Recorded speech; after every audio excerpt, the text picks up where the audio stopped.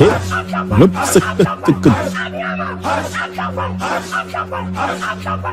19h sur Life Radio, nous sommes en votre compagnie jusqu'à 20h aujourd'hui. Yeah. Nous avons la chance d'être avec le Koro Fadal D avec qui nous échangeons justement sur le sujet du jour. Nous parlons des embouteillages dans la ville d'Abidjan, les effets, les causes et des pistes de solutions dans cette émission à travers le sujet du jour. Bon voilà les gars, nous allons chuter justement sous peu. Voilà.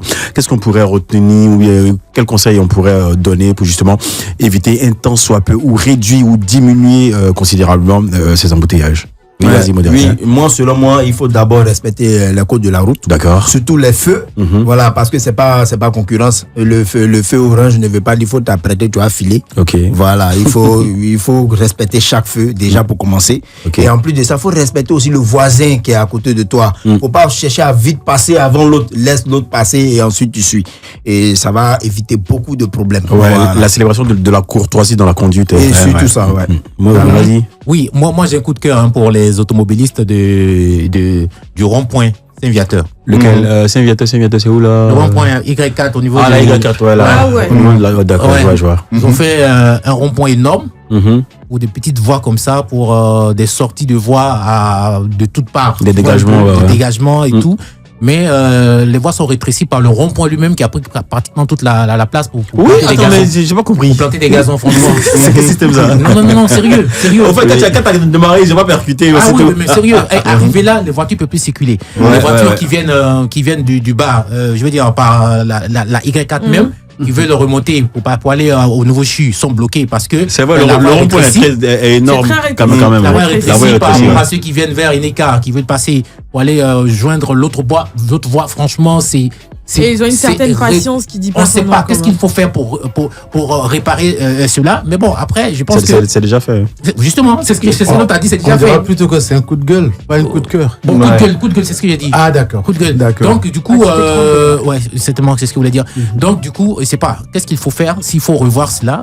C'est des gazons qui sont plantés. Non, mais ils ont planté des gazons. Non, mais il y a toujours une solution à trouver. Tant que ça dérange les personnes qui circulent là, je pense qu'ils peuvent se plaindre et puis on va trouver une solution. Mais bon, après. Et s'ils ne le font pas, certainement qu'ils ne sont pas encore gênés par la situation. Il y a eu du temps pour faire ce travail-là et franchement, tout le monde se disait waouh, finalement, il n'y aura plus d'embouteillage là. Et quand ça finit maintenant, on dit aïe, mais ils ont fait quoi?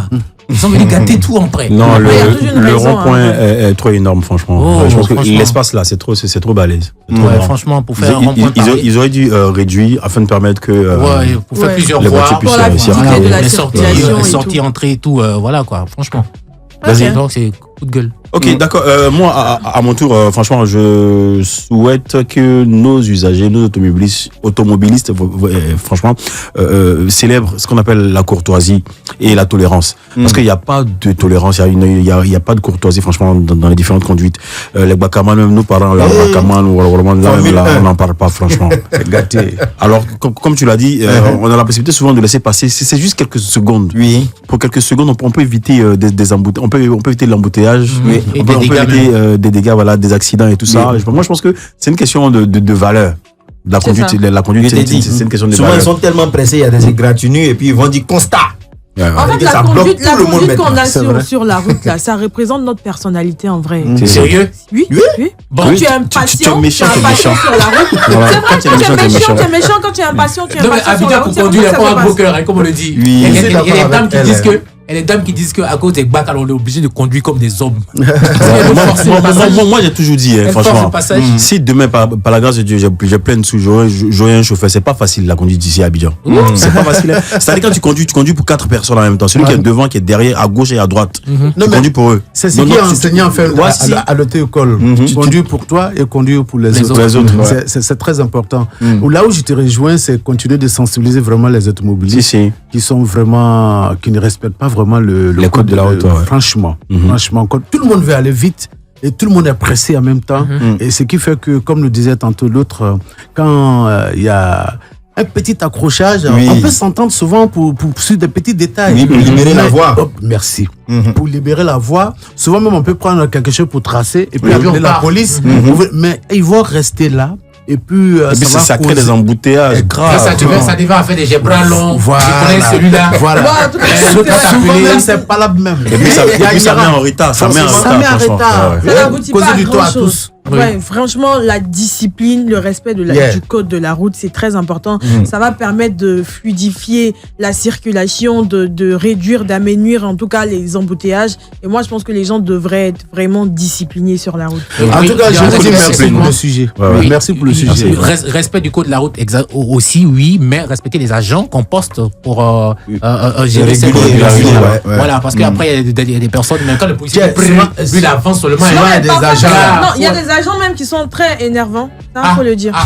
Non, il faut les respecter quand même. Je ne dis pas qu'on ne les respecte pas, mais il y a des agents qui ne font pas le travail comme il se doit. C'est ça que je vais relever. Souvent, les agents, quand tu arrives même, ils sont au téléphone. Attendez, bien sûr. Voilà, et puis bon, c'est n'importe quoi après, quoi. Ça se passe, mais ils n'ont pas. Voilà, ils sont au téléphone. Tu vois qu'ils ont fait leur possible, mais personne ne veut écouter. Donc ils arrêtent de faire leur possible. Faites ce que vous voulez. Et qui rentre chez eux. Merci. Qui rentre. Merci. Voilà, chers automobilistes, chers usagers de la route, merci de faire attention, merci de respecter. Je dis comme on l'a signifié là, les agents pour régulariser la circulation, les codes, les feux, faut respecter tout ça s'il vous plaît, afin de bercer un tant soit peu les embouteillages. Et puis on se dit également que tant que les constructions, les infrastructures là ne sont pas encore terminées, on pourra pas savoir parce que tout ça crée des embouteillages. Oui, il y a des fermetures de voies et tout cela. La preuve pour te rejoindre, la preuve là où à cause des embouteillages, j'ai raté un combo. Là où les infrastructures sont finies, mais la circulation est fluide. Du côté de la prison civile, par exemple, d'autres. Mais avant. Non, mais pas en prison. Et non, il va pas en prison. Non, c'est un jour. Avant, la voie était petite. Moi, j'ai une maman à Anyama. À chaque fois qu'elle voulait me voir, j'ai pas toujours cédé à partir de minuit. Parce que avant, non, je quitte chez moi parce que je sais que de 14h jusqu'à 23h, il y avait l'embouteillage. Mais aujourd'hui, avec la route qui part à Ibempe, c'est tranquille. Et l'échanger d'un d'autres, tout ça, c'est fluide, c'est tranquille. Voilà. Sinon, avant là, 10 heures d'embouteillage. Non, c'était gâté. Allez, merci de prendre note et de prêter attention justement à tout ce qu'on vient de dire pour une meilleure fluidité sur nos voies. La suite en musique et derrière, on sera sur le grand plateau du grand show avec Fadal D.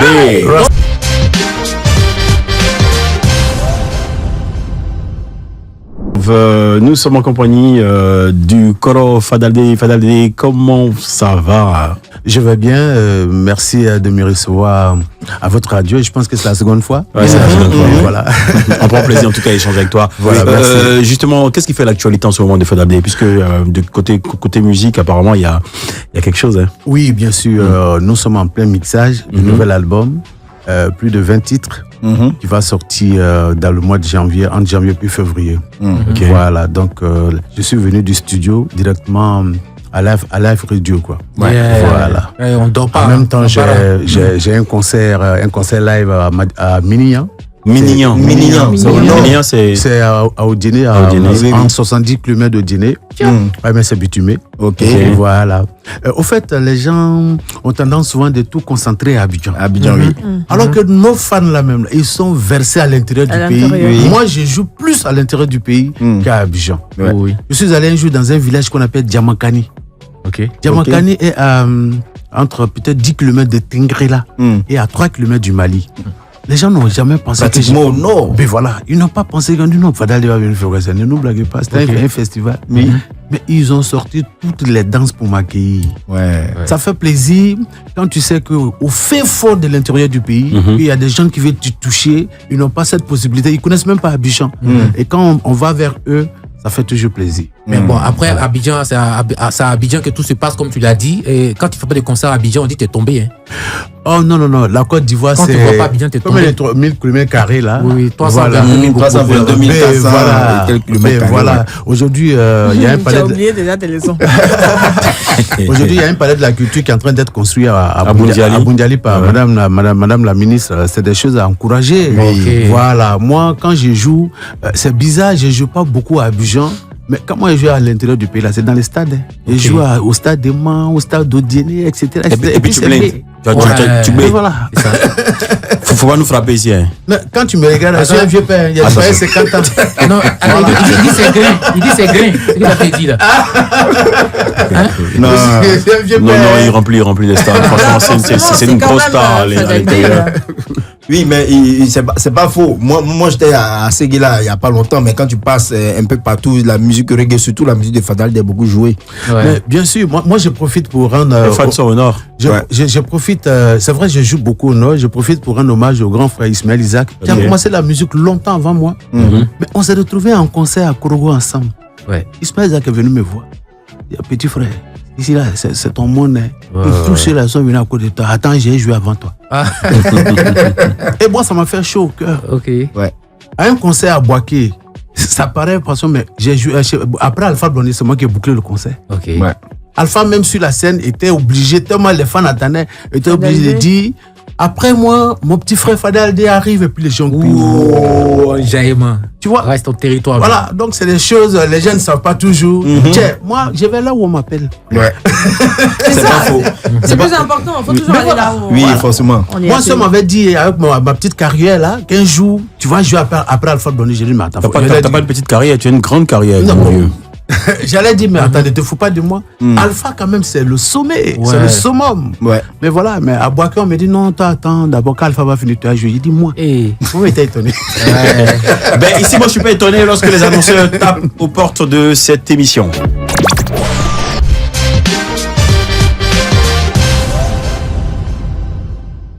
Oui, mon doyen Fadal D. Ici, quand on dit Abi, on répond faut prendre ton tabouret. C'est bon? Quand on dit quoi? Abi, on répond faut prendre ton tabouret. C'est bon? Ok, d'accord. Abi, faut prendre ton tabouret. Ok. Aujourd'hui, je vais vous ramener encore à l'école primaire. Parce que hier, on a fait les fouilles archéologiques. Aujourd'hui, spécialement, on va faire l'écosystème. Ah oui, l'écosystème, bon, j'ai pas envie de demander à quelqu'un. L'écosystème, Manu, il connaît pas. En tout cas, moi, j'ai oublié. Donc, voilà, le colon Fadal, il est sorti en même temps. Moi, j'ai oublié. Avec ses deux mains en l'air. Et rapidement, on va aller dans une révision. L'écosystème est un ensemble d'êtres vivants en interaction avec leur environnement. D'accord. Est-ce que vous voyez un peu? Merci. À l'école primaire, de façon terre à terre, on nous a dit que l'écosystème est un milieu naturel composé d'êtres vivants et leurs supports. Le support, ça peut être l'eau, l'air, la terre et tout ça. Et l'écosystème ici. Il y a pas de chewing-gum dedans. Support de Noël. Voilà. Donc, vous voyez un peu. Et si on veut se concentrer sur l'écosystème entre l'homme et son milieu naturel, on va dire ici comme ça que si vous voyez une femme dans le mois de... Pourquoi toujours les femmes? Oui, il faut faire la part belle aux femmes. Très bien. Si vous voyez une femme dans le mois de décembre, donnez l'argent de fête à son homme, elle s'est trompée de milieu naturel. Vraiment. Ça, c'est fort. Tu peux reprendre ça. Vraiment. Ça, voilà. Je suis pas d'accord. Mais on va continuer. Voilà. Mais reprends un peu d'abord. Je dis. Laisse-le faire ça à lui, quoi, monsieur. Je dis, c'est de l'humour. Voilà. Celui qui prend ça au premier degré, c'est son problème. C'est lui qui voit. Voilà. Je dis, si vous voyez une femme donner de l'argent de fête à son homme en décembre, c'est qu'elle s'est trompée de milieu naturel. Voilà. Si vous voyez un homme qui est en pointage sur une go, par exemple, on est en pointage, on sait pourquoi on est en pointage. S'il est en pointage et qu'il donne de l'argent à une go et qu'il n'a aucune arrière-pensée, c'est qu'il s'est trompé de milieu naturel. Lui, il est perdu même. C'est qu'il est bon. Il est bon. Il est bon. Il s'est trompé de milieu naturel. Voilà, donc chacun doit connaître son milieu naturel. Voilà. Maintenant, si vous voyez une go qui prend l'argent du pointeur et puis à partir du 30 décembre son numéro ne passe plus, elle a éteint son téléphone, elle est dans son milieu naturel. Elle est dans son milieu naturel. Voilà. Maintenant, si vous voyez un homme qui est en pointage et qui disparaît après que la go lui a dit que sa perruque coûte 200 000, lui seulement il est dans son milieu naturel. Voilà. Oui, c'est ça. Chacun doit connaître son milieu naturel pour ne pas créer de problème. Parce que si tu ne maîtrises pas ton milieu naturel et que tu vas en pointage, et puis la boîte te dit que la perruque coûte 200 000 et que tu veux forcément rester dans le milieu qui n'est pas le tien, tu vas dire qu'elle est matérialiste. Tu vois. Ensuite, tu fuis. débat n'est pas mieux. Comme un gars aussi qui invite une go en décembre là. Oui. Premier rendez-vous, il finit de manger, il dit allons se reposer. Il est dans son milieu naturel. C'est mignon tout ça.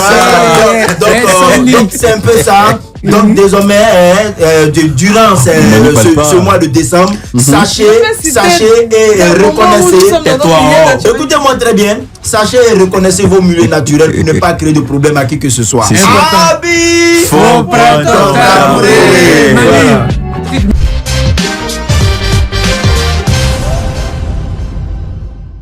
Là justement pour que la lutte qu'il mène puisse porter. Jusqu'à ce que vous venez créer une autre association. Bon, je ne peux pas parler à la place des autres, mais moi j'ai constaté qu'il y avait un vide.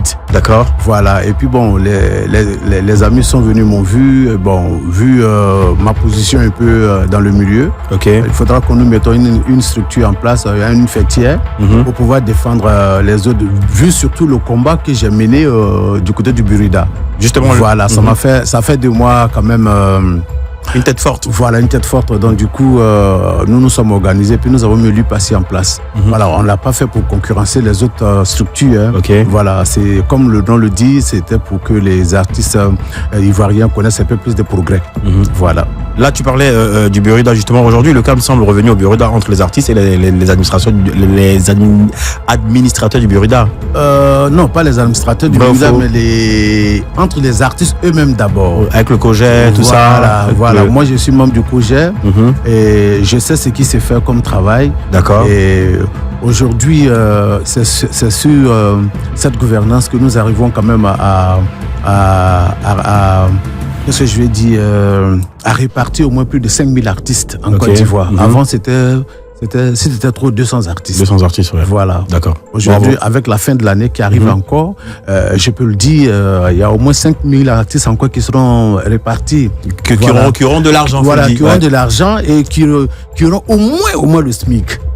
Voilà. Super. Et ceux qui bossent auront toujours les sommes qu'ils ont droit. Si. Voilà. Ok. Voilà. Là, on va revenir dans la sphère reggae. Aujourd'hui, quels sont tes rapports avec d'autres grands noms du reggae en Côte d'Ivoire, notamment le grand frère Diaga, Alpha Blondy, Tikenja, Ismaël Isaac et tout ça.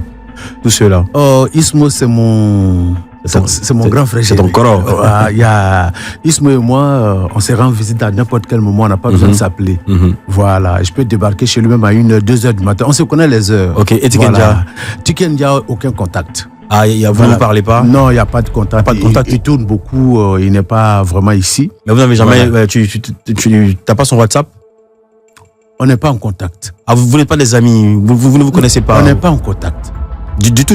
Non, on n'est pas en contact. Mais c'est dû à quoi? Vous n'avez jamais eu l'occasion de vous rencontrer? Vous n'avez jamais échangé? On n'est pas en contact, je n'ai même pas son numéro. Ah ouais? Voilà, mais par contre. Mais il y a Mucho qui est là, c'est pas Mucho qui est le manager là. Ouais. Tu peux lui donner son numéro? Mucho, et il continue de travailler avec lui. Ah ouais, c'est vrai, d'accord. Ah ben voilà. Okay. Par contre, Alpha Blondy, ça c'est tous les jours. Même hier, nous, on s'est écrit. Chaque jour que Dieu fait Alpha et moi, on s'écrit. Mais pourquoi avec Tiken ça ne passe pas? Je ne sais pas. J'ai dit, j'ai même pas en contact. Vous ne vous êtes jamais parlé, même non, jamais rencontré à des événements. Passé, quand il n'était pas encore arrivé du côté de l'international. Voilà, quand il était à Abidjan, voilà, on se côtoyait, on faisait même des concerts ensemble. Voilà, ça, mais bon, depuis que, voilà.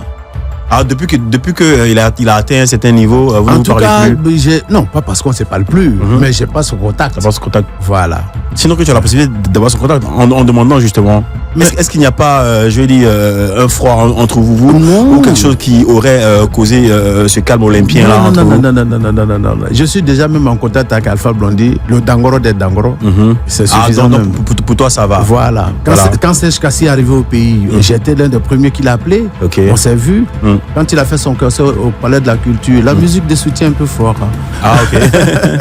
Mais voilà, quand il a fait son concert au Palais de la Culture, il m'a demandé de lui faire une vidéo. J'ai fait. C'est-à-dire, il y a une bonne connexion entre toi et tous les autres reggaeman, sauf Tikenja. Non, pas parce qu'il n'y a pas de bonne connexion entre nous, mais je n'ai pas son contact. Ok. Voilà, on n'est pas en palabre, voilà, mais je n'ai pas son contact. D'accord. On retient que Fadal D n'est pas en connexion avec Tikenja Akoli. Ok, voilà. Allez, la suite de cette émission. Par contre, j'ai fait une chanson sur mon nouvel album qui s'appelle Abidjan Reggae, qui cite pratiquement tous les faiseurs de reggae. Voilà, donc quand tu as cité Tikenja aussi. Bien sûr, j'ai dit tous les faiseurs. On ne peut pas citer les reggae-makers en Côte d'Ivoire sans citer quand même Tikenja. C'est être méchant, c'est être un peu hypocrite. Voilà, moi je suis vrai. Si Tikenja justement qui vient de faire une belle performance avec une grosse chorale derrière, on a vu la vidéo, franchement on était fiers d'être ivoirien. Quelqu'un m'a envoyé la vidéo, mais moi j'étais fier. Voilà, parce qu'aujourd'hui il n'y a que lui vraiment qui tourne. Alpha, il a décidé de se poser un peu le de se reposer un peu et il fait au feeling. Mais aujourd'hui il n'y a que Tiken qui tourne, c'est tout à fait normal. Et quand j'ai vu sa vidéo, moi j'étais très content. C'est vrai que les artistes reggae en Côte d'Ivoire ne sont pas soudés comme on aurait voulu le voir pour rehausser justement le niveau du reggae en Côte d'Ivoire. Raison pour laquelle j'ai fait la chanson Cœur Noir. Parce que s'il y a un peu plus de méchanceté dans un milieu, c'est le reggae. Alors que c'est nous qui parlons de peace and love. Peace and love, et puis pourquoi il y a de l'hypocrisie entre vous? Je comprends pas. Les Zouglous sont soudés. Vous qui allumez les partis politiques et tout. Voilà, les Zouglous sont soudés. Même les jeunes coupés décalés de joues, là, dernièrement, ils sont soudés. Les humoristes sont soudés. Mais le reggae, non, je ne peux pas t'en parler. Mais pourquoi il y a l'hypocrisie chez vous? Je sais pas. Mais c'est pourquoi la méchanceté est due à quoi? Je sais pas, moi c'est pourquoi je suis dans mon coin. Parce que je sais pas faire de la politique. C'est pas une question de go entre vous?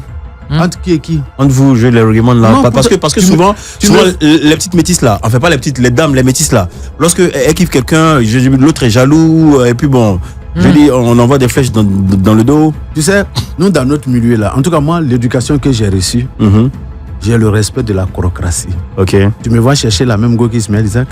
Jamais. Qu'Alpha Blondy? La Jim? Non, comme ce sont des vieux pères. Il y a même des choses qu'on ne peut pas se permettre. Non. Je pense que ce milieu-là, il y a de la méchanceté gratuite. Selon toi, c'est quoi le vrai problème? Avec ton expérience, avec tes connexions dans le milieu. Je ne peux l'expliquer. Peut-être, bon, chacun dira que peut-être quelqu'un veut pas que l'autre veut pas que l'autre évolue. Il y a ça aussi. Mais pourtant, vous chantez le développement, vous chantez contre les politiciens pour qu'ils aident la population. C'est nous-mêmes. Vous n'entendez pas là-bas. C'est nous-mêmes qui... Le milieu du reggae, là. Si quelqu'un vient vous dire que ça va là, ici, là, dites-lui que c'est vraiment... C'est juste de face, au fait. Dans le fond, c'est chaud. C'est moi, je vous le dis. C'est un milieu pourri. C'est un milieu de méchants. C'est un milieu d'hypocrites. Et c'est un milieu de mauvaises personnes. De sorciers.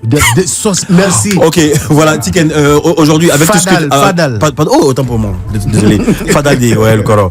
Koro Fadal, voilà. Oh, babé, je suis wawa, poulo, voilà. Boum,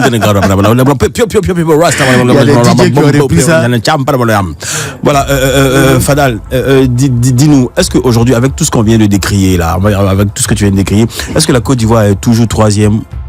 Occupe toujours la troisième place au rang des capitales et pays en matière de reggae. Mais je dirais même que la Côte d'Ivoire est deuxième. Elle mettait sa place. Parce que c'est Londres qui est considéré un peu comme deuxième. Mais ce sont les mêmes Jamaïcains qui viennent de la Jamaïque, qui font le reggae à Londres. Alors que nous avons nos couleurs à nous. Nous avons nos spécificités en ce qui concerne le reggae. Tu as Alpha Blondy qui a son style, moi j'ai mon style, le Manderous Culture, Tiken a son style, Ismaël Isaac a son style, Ahmed Farah a son style. Il y a un peu plus de faiseurs de reggae en Côte d'Ivoire que dans les autres pays en Afrique. Donc nous maintenons notre deuxième place, pas la troisième place. D'accord, vas-y, pour dire très rapidement. Oui, comment le Koro se sent lorsqu'il voit les jeunes du coupé décalé reprendre qu'on appelle sa signature phare? Il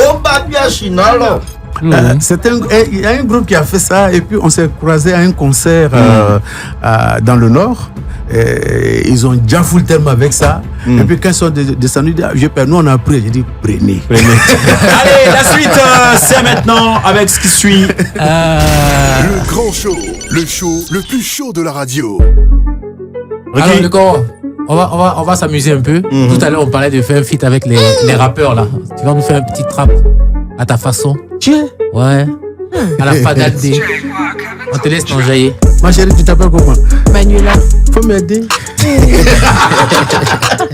C'est ton défi. Il n'est pas bon. Pour alléger, il n'est pas obligé de faire les rimes. Dans ton style, hein? Il est en studio, laissez, il va faire. Yo, j'étais assis chez moi tranquille à la maison. Mon téléphone a sonné. On me dit quoi? Viens à la radio pour faire une émission. J'ai dit quelle radio? On dit c'est quoi? Live TV. J'ai adoré. Live radio. Oh. C'est mécheux. Yeah. Chia. Et un fiston, tu vas pas te le faire rap ici. Live radio. Live. Live radio. Radio. Live radio. Live. Hey. Yeah. Avec le grand Fadal D. On peut aider. Vas-y, commencer. Koutoukou connaît pas pitié. On y va, Koutoukou connaît pas pitié. Koutoukou connaît pas pitié. Koutoukou connaît pas pitié. Tu t'amuses un peu, ça va te mettre à caniveau. Le Koutoukou.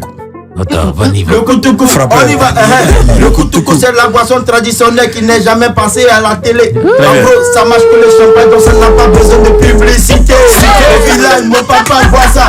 Au village, ma famille boit ça. Quand il y a funérailles, anniversaire, sortie de bébé, c'est Koutoukou, on boit. Il y a des vieux qui exagèrent. Ils ont pris pour faire parfumerie. Quand je passe au quartier à 600 mètres derrière, tu sens au dé de Bel Air.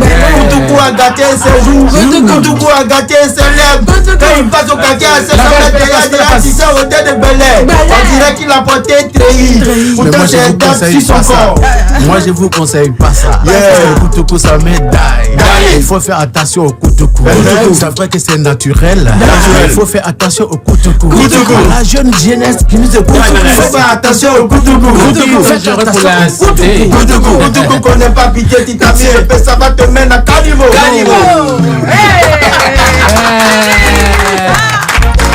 Fadal D dans cette émission, dans le grand show. Allez, la famille, aujourd'hui, c'est terminé. Il n'y a pas quelqu'un qui peut me faire ça là. C'est ici, c'est le grand show. The place to be, yo, my mec. Voilà.